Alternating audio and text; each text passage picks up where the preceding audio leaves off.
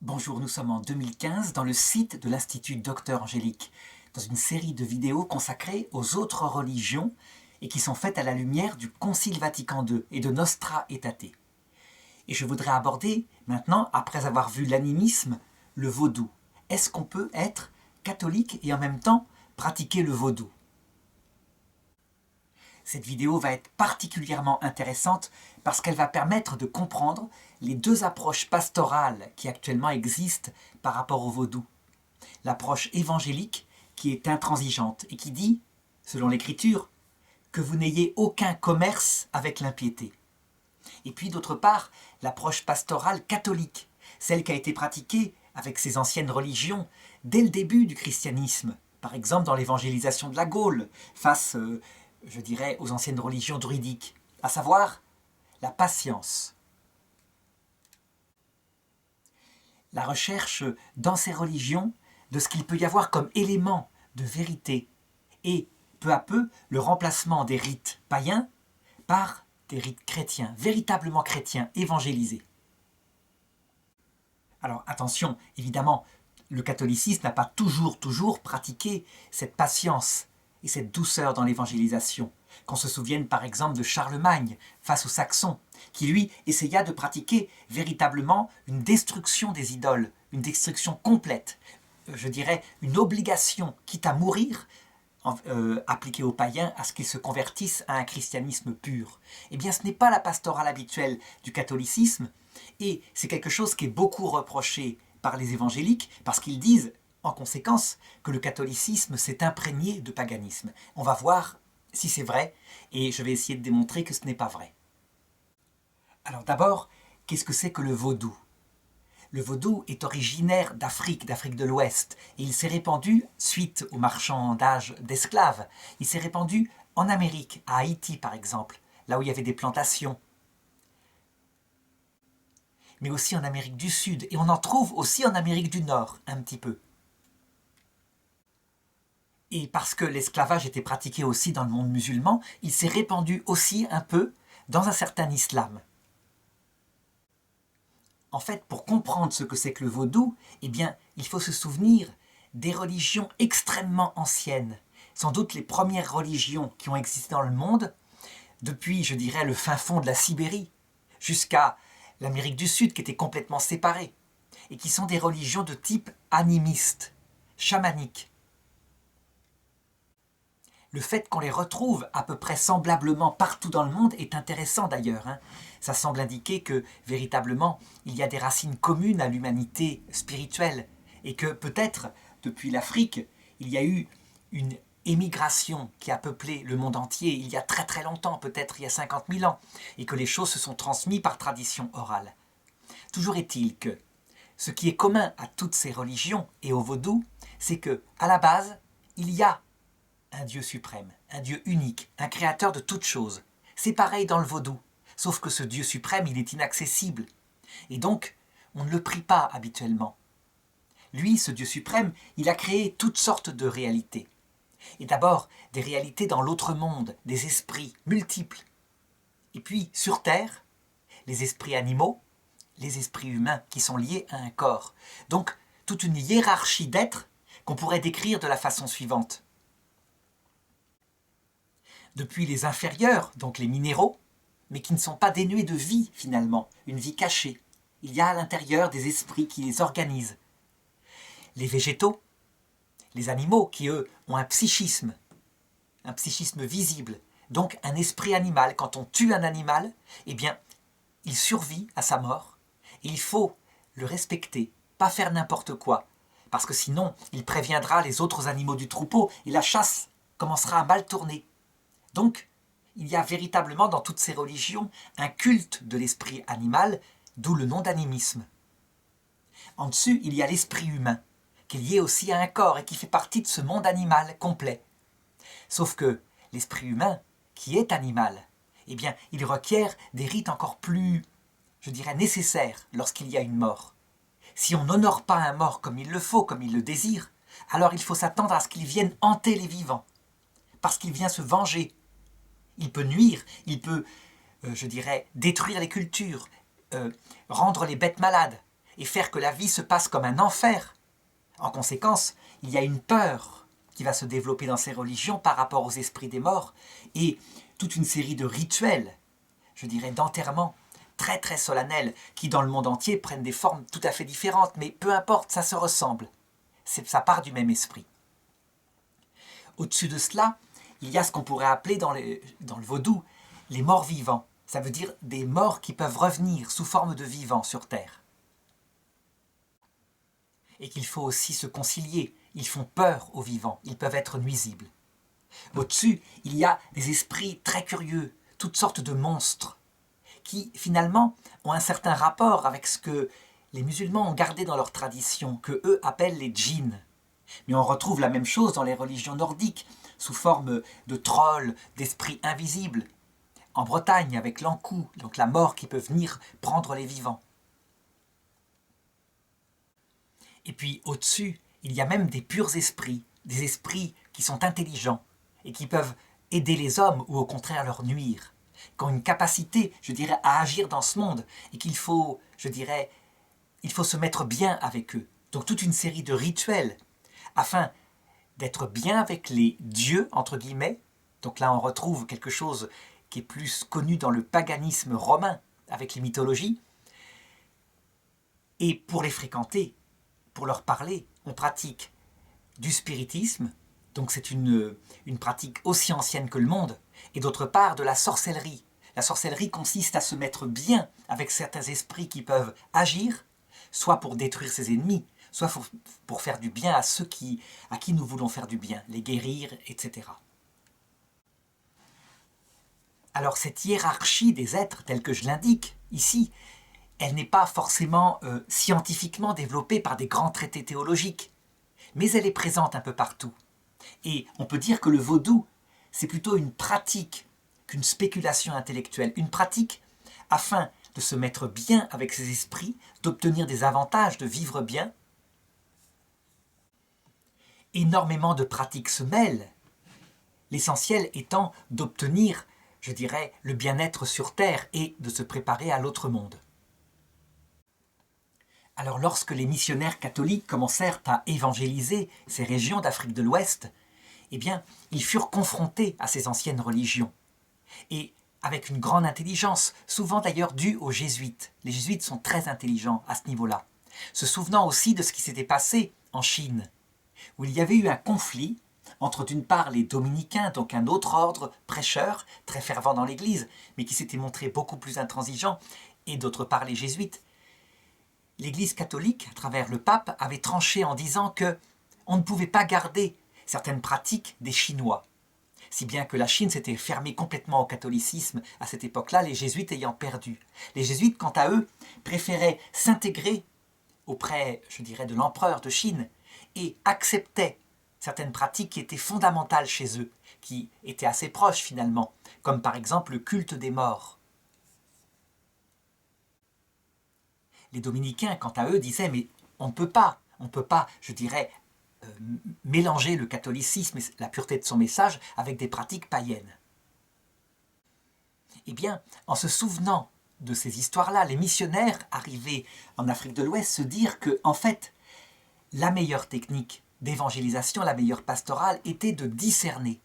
Ça veut dire de connaître la religion traditionnelle de ces pays et de regarder ce qui pouvait être évangélisé et ce qui ne pouvait pas du tout l'être. Alors d'abord, quelques aspects, je pense, difficilement conciliables. Par exemple, lorsque un chaman, lorsqu'un prêtre vaudou veut entrer en contact avec un esprit de l'autre monde, il va souvent prendre des drogues, il va se mettre à danser, à entrer en transe, et tout d'un coup, emporté dans l'autre monde, il va être en contact avec ces esprits qui vont leur donner des indications pour agir sur Terre. Je me rappelle du récit d'un professeur de médecine occidentale il y a très peu de temps, donc il y a peut-être 2-3 ans, nous sommes en 2015, qui racontait à la radio que pour chercher des plantes médicinales dans ces pays-là, il était allé voir un chaman. Et lui avait demandé de lui indiquer les plantes qu'il utilisait pour guérir certains des patients.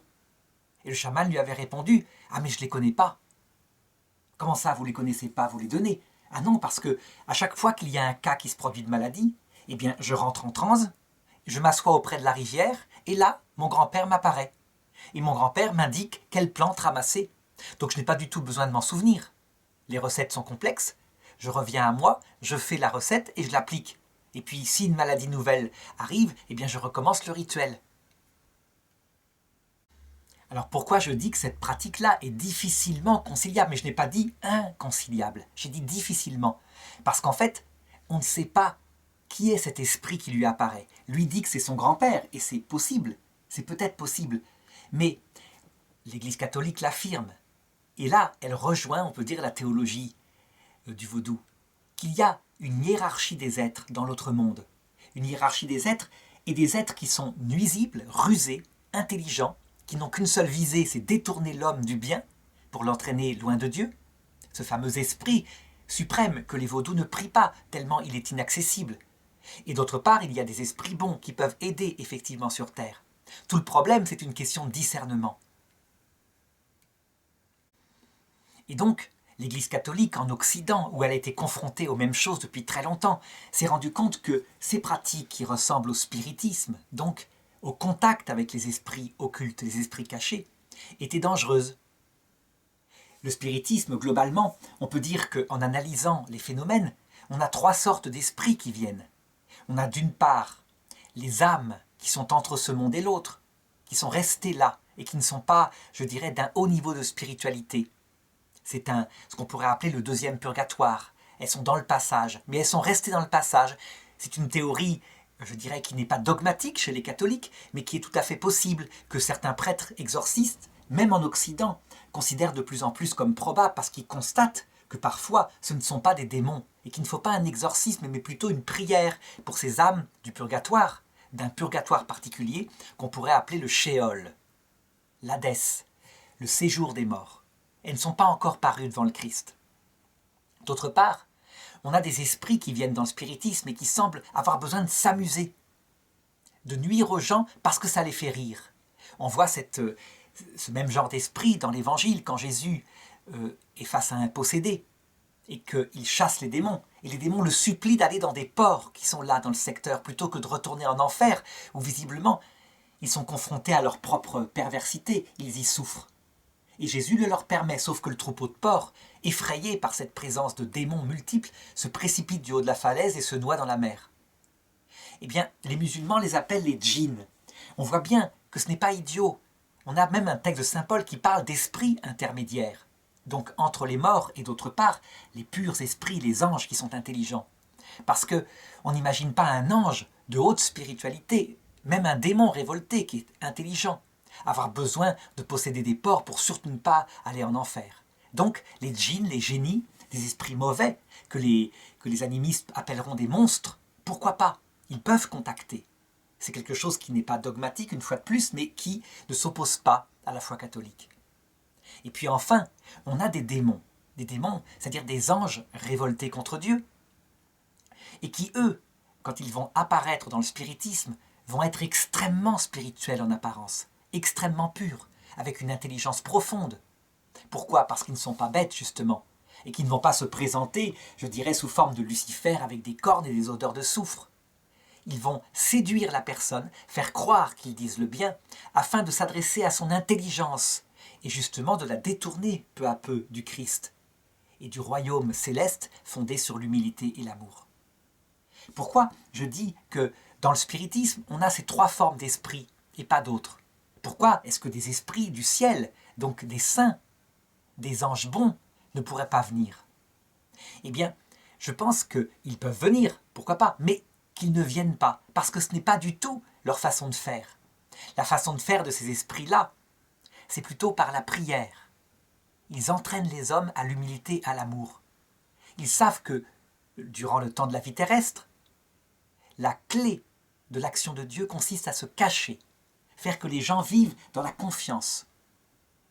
Et donc, que se montrer à travers ces pratiques-là, ce n'est pas la pratique habituelle de Dieu. Donc ils ne se soumettent pas habituellement à l'appel du spirit qui les force à apparaître. Par contre, les esprits moins spiritualisés ou les démons, eux, vont avoir tout intérêt à apparaître, surtout dans ces pays africains où on leur fait confiance assez facilement, assez naïvement, je dirais. Donc on le voit, pratique difficilement conciliable, mais les missionnaires catholiques dans le coin, eh bien, finiront par discerner et à dire, effectivement, lorsque c'est un chaman qui a, je dirais, la venue d'un esprit qui fait le bien, qui lui indique un médicament traditionnel, peut-être qu'on n'a pas affaire à un démon.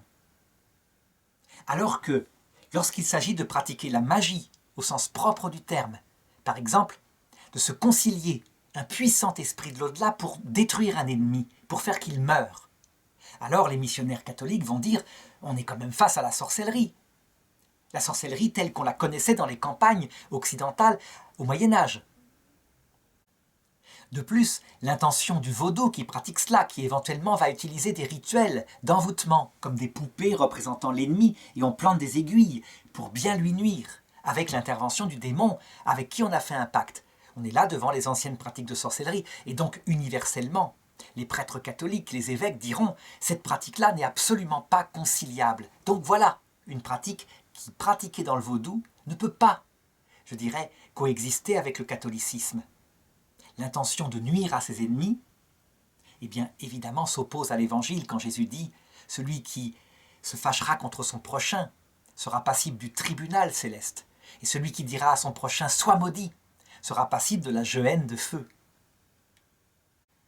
C'est pourquoi, partout où les missionnaires catholiques arrivèrent dans ces régions, en plantant la croix et en prêchant le Christ, eh bien, ils s'efforçaient du mieux qu'ils pouvaient de faire disparaître les pratiques de magie, pratiques qui étaient très efficaces. On m'avait raconté l'anecdote suivante. Un missionnaire, arrivé dans un village, racontait que un sorcier, vaudou, voulait que telle personne obéisse à ses ordres et se marie avec tel autre. Et la personne en question ne voulait pas se marier avec cet autre, c'était quelque chose qui lui arrachait le cœur.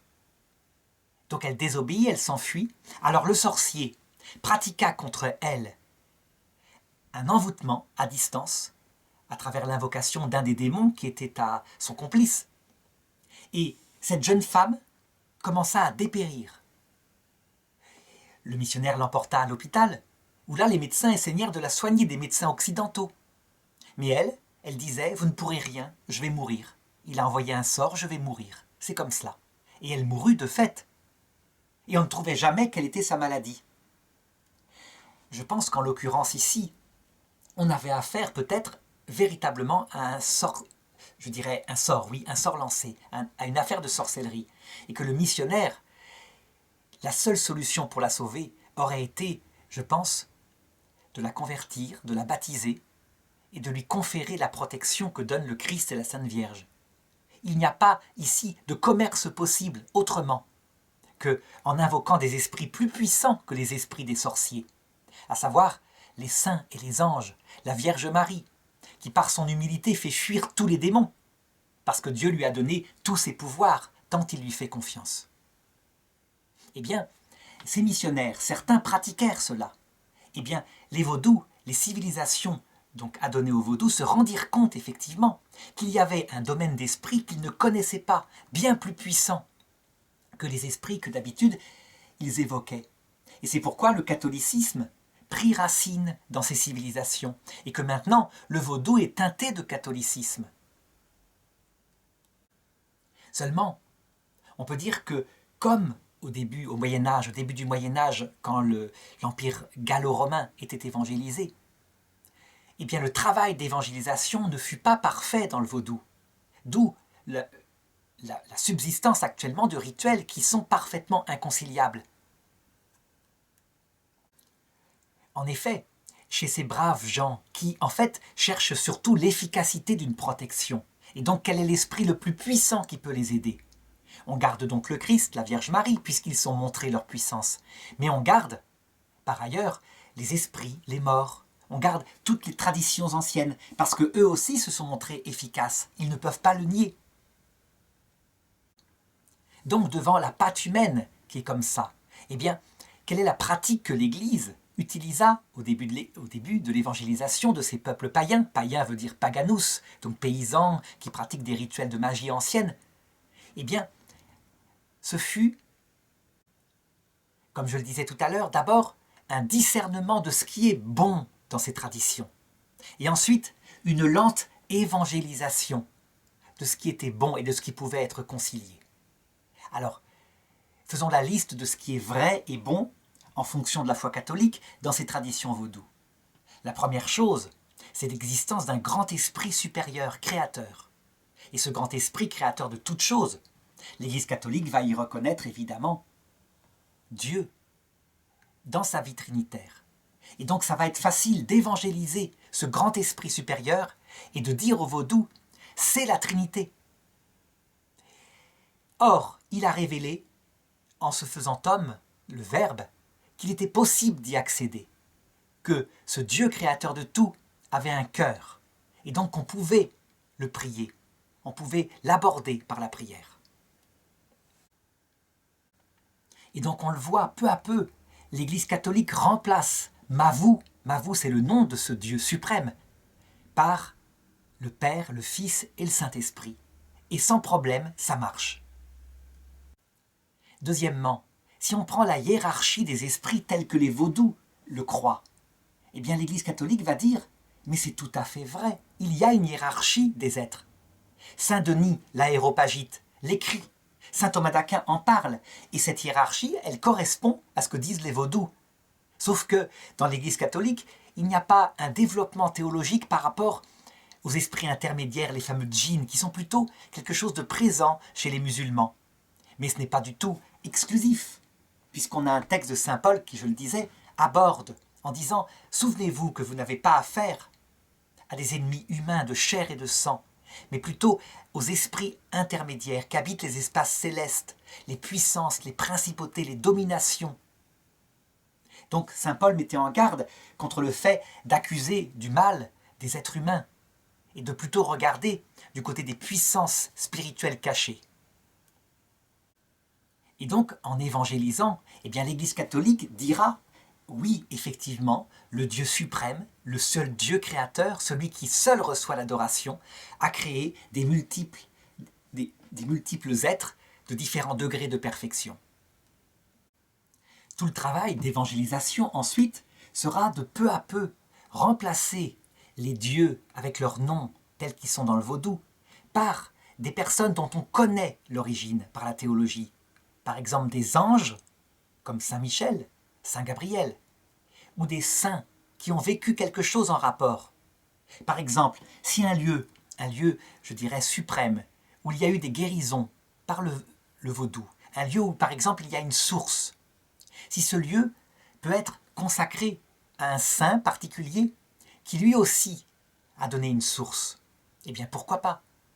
D'ailleurs, cette action-là, la Vierge Marie, dans le catholicisme, la pratique elle-même. On sait très bien maintenant que Lourdes, le fameux lieu d'apparition de la Vierge, où elle a donné aux enfants une source qui a jailli devant Bernadette le jour d'une des apparitions. Eh bien ce lieu, dans les anciennes civilisations, était déjà un lieu saint. On trouve dans des fouilles des temples païens dans le secteur. Ce qui veut dire qu'alors que ce lieu saint païen avait été oublié, la Vierge Marie, elle l'évangélise de nouveau. Parce que les ancêtres sont effectivement présents, parce qu'ils ont souffert, parce qu'ils ont vécu. Et la Vierge Marie évangélise à Lourdes en donnant une source qui fait des guérisons. Et les gens déposent des ex-voto pour remercier, exactement comme ils le faisaient dans le paganisme ancien. Alors évidemment, les évangéliques, en voyant ça, disent « Quoi ? Mais c'est impossible, corruption du christianisme avec le paganisme. » Eh bien, le catholicisme répondra non. Non. En fait, si le protestantisme ne peut pas assumer ces médiations, cette aide des esprits, des saints du ciel, des anges, c'est parce qu'il insiste tellement sur le fait que le Christ est le seul médiateur, le seul guérisseur, le seul Père, que du coup, il n'y a aucune collaboration possible avec les créatures qui sont ses amis. Dans le catholicisme, le seul médiateur qui est le Christ, c'est aussi celui qui fait de ses amis des médiateurs, parce qu'il aime le principe de subsidiarité. Et il ne faut pas opposer à cette théologie la parole de Jésus qui dit « N'appelez personne Père, parce qu'il n'y a qu'un seul Père, celui qui est dans les cieux. » La preuve que ce texte-là ne supprime pas la paternité spirituelle, c'est que le seul Père, au début de la création de l'homme et de la femme, la première chose qu'il a faite, lui, d'où vient toute paternité. C'est de faire d'Adam et Ève un père et une mère, réellement, mais par délégation.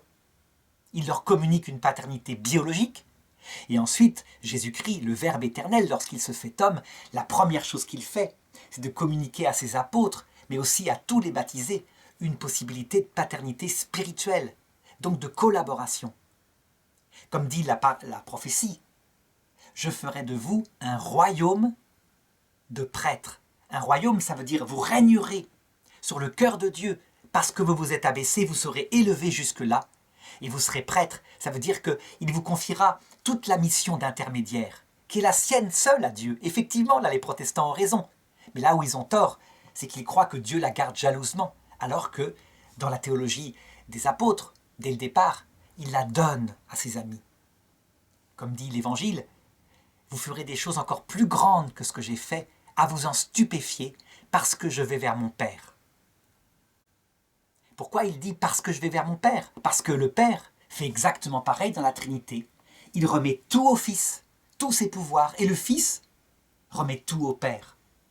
En fait, le paradis, c'est un paradis parce que chacun exalte celui qui est, je dirais, même au-dessous de lui. La Vierge Marie, la plus humble de toutes les femmes, la reine du ciel et de la terre, ne cesse de mettre en avant les petites personnes qui arrivent au paradis pour qu'elles aident leur famille, qu'elles aillent sur terre, qu'elles viennent leur faire du bien.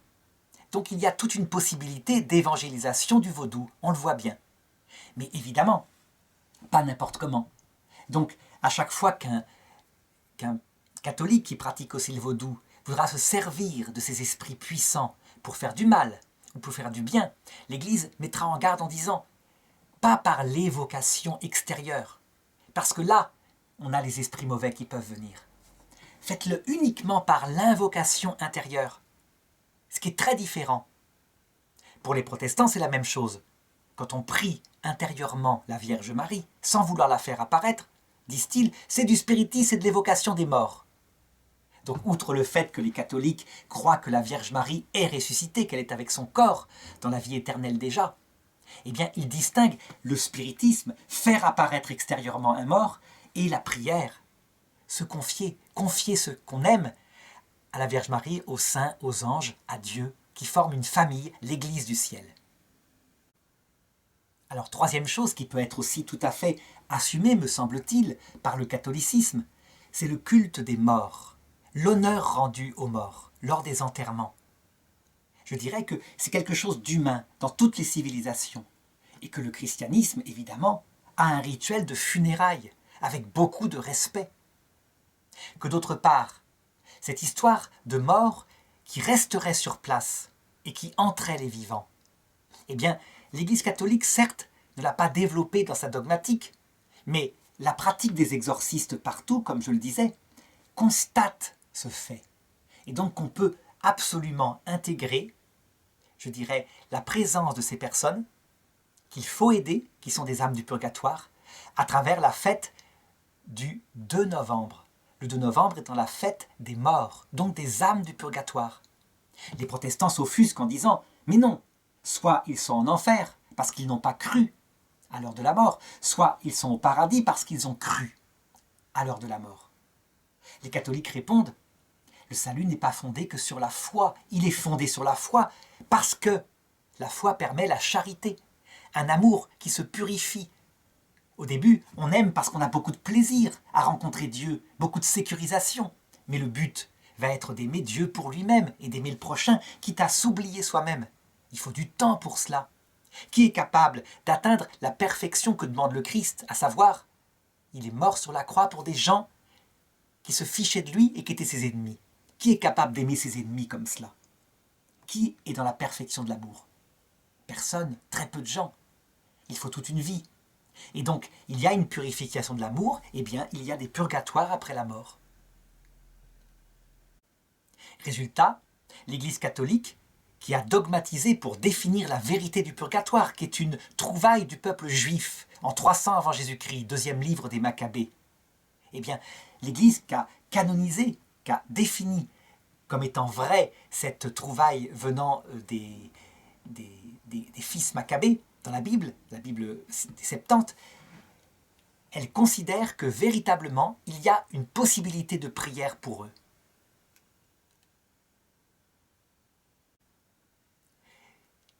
La plupart des prêtres exorcistes, lorsqu'ils sont confrontés à ce phénomène, eh bien, ont le réflexe d'appliquer des messes pour les morts. Je me rappelle d'une anecdote que m'avait racontée le père Emmanuel, maintenant décédé depuis je dirais, presque 30 ans. Le père Emmanuel de Floris disait, dans une maison qu'on nous avait donnée, et qui se trouvait dans les Alpes, nous devions y installer des ermitages, nous avons entendu, avec le père Jean, des gémissements humains de plus en plus, je dirais, indubitables. Nous avons fait une enquête, nous avons cherché si ça ne pouvait pas être du vent dans un fil électrique ou quoi que ce soit, mais il n'y avait rien, ou un hibou. Ensuite, nous avons enquêté au village et nous avons appris que cette maison qu'on nous donnait, qui était la Doudoule, avait servi pendant la Seconde Guerre mondiale, lorsque des maquis avaient été pris pour des tortures, des exécutions. Donc devant ce soupçon qu'il y avait des âmes ici du purgatoire, sans compter que ceux qui avaient fait ça étaient eux-mêmes morts, des jeunes, donc des miliciens, étaient morts au combat avec les légions Charlemagne contre l'Allemagne nazie en 1945. Eh bien, son réflexe avait été d'offrir 3 messes pour les âmes du purgatoire. Et le phénomène s'était arrêté. Donc, instinctivement, il avait fait une enquête, ayant un doute, il avait fait 3 messes pour prier pour des pauvres gens. Donc on voit que, en tout cas dans la pratique des prêtres, et lui était un prêtre de prière, un ancien moine bénédictin devenu ermite, cette évidence s'impose de plus en plus. Alors évidemment, le vaudou, qui est encore pratiqué dans certaines régions catholiques, le vaudou, lorsqu'il est pratiqué, est la marque que l'évangélisation n'a pas été entièrement faite. On donne beaucoup trop de place aux esprits mauvais, aux démons. On se sert de leur pouvoir parce qu'on espère en tirer des avantages. Il y a là une véritable conversion à faire. Il y a là à se confesser parce que ce sont des péchés. Par contre, les semences de la vérité dont parle Nostra Aetate et le Concile Vatican II, même s'il ne le décrit pas dans le vaudou, il parle surtout de l'hindouisme, du bouddhisme, de l'islam, du judaïsme, mais c'est applicable au vaudou. Eh bien, les semences de la vérité, dont ce regard sur la hiérarchie des êtres diversifiés créés par le Dieu unique, ça, c'est tout à fait valable. Et donc, ça doit être gardé précieusement.